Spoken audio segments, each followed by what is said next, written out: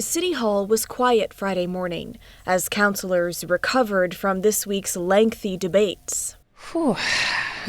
over Portland's potential $120 million investment in the Moda Center renovation project. Are we expected to rubber stamp this? No, Councilor, there was engagement on this. On Thursday, councilors shot down 19 amendments to their proposed term sheet, the framework for the deal with the Trailblazers and Rip City management, laying out who pays for what and what each side agrees to. Councilor Ilana Pertolgini says there's a strategy behind keeping those demands limited at this stage. Trying to figure out how we can, again, come to the table in the strongest position possible. Sometimes it means coming in with the proposal that looks the most reasonable. In a Friday newsletter, Councilor Dan Ryan took a similar stance, writing, "We blocked all of them to give our negotiation team the best opportunity to be successful at the table." Councilor Angelita Murillo sees it differently. That means that we are not in a negotiation, we are in a hostage situation. The Blazers previously called the city's proposed term sheet a non-starter. They have said that, and I still haven't heard from them why it's a non-starter. I can't operate on information they don't share. On Friday, less than a week from a final term sheet vote, the city, state, and Trailblazers met with global architecture firm Populous for a high-level discussion around the selection of a general contractor for arena renovations. By the time we get to looking at actual dollars on the table, we need to know what those dollars are buying. So we have to be having conversations at some point with architects to make sure that we know not the pretty drawings, but that list of what it is that this arena really needs in a renovation. Okay, for any of those amendments to pass yesterday would have required a 7-vote majority. Several ended in a 6-6 tie, meaning that they failed, and numerous others failed in a 7-5 vote along ideological lines that council is no stranger to. With the 5 more progressive councilors voting together, they are Tiffany Koyama-Lane, Angelita Murillo, Mitch Green, Candace Avalos, and Samir Kanal. Council President Jamie Dunphy, who was part of that progressive group, self-titled Peacock, before becoming president, has lately been siding with moderates, at least on this Moda issue, which leads to tense exchanges with his former Peacock colleagues.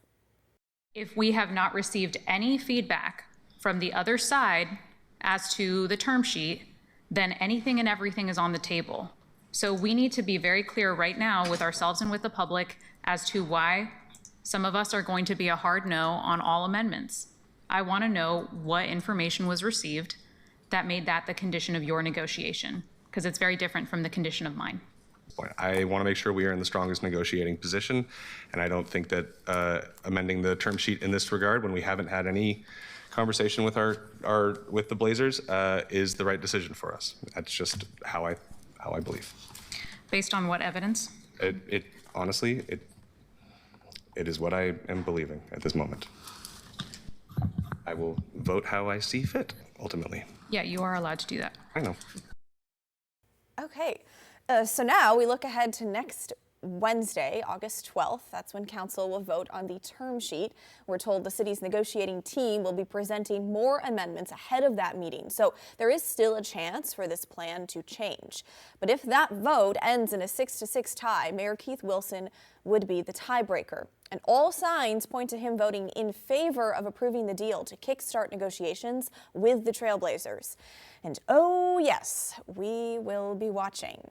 Okay, to Multnomah County now, where yesterday commissioners approved putting about $100 million public dollars into these Moda renovations. But surprise, surprise, getting to that agreement was not easy. Tempers flared as commissioners sparred for more than 5 hours before finally reaching an agreement in a 4-1 vote. Commissioner Megan Moyer, the only one to vote against it.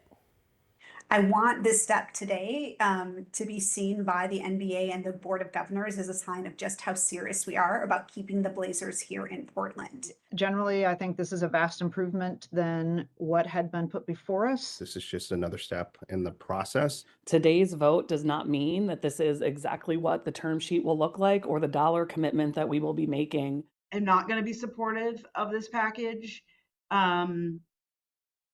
Because it is too much.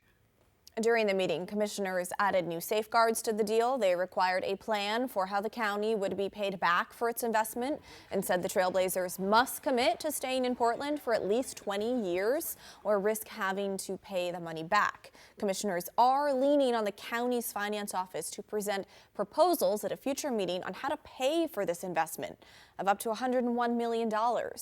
Now, this all leads up to a final vote on the spending plan set for December. That's assuming that the city is able to approve a funding plan of its own as well. All right, stick with us.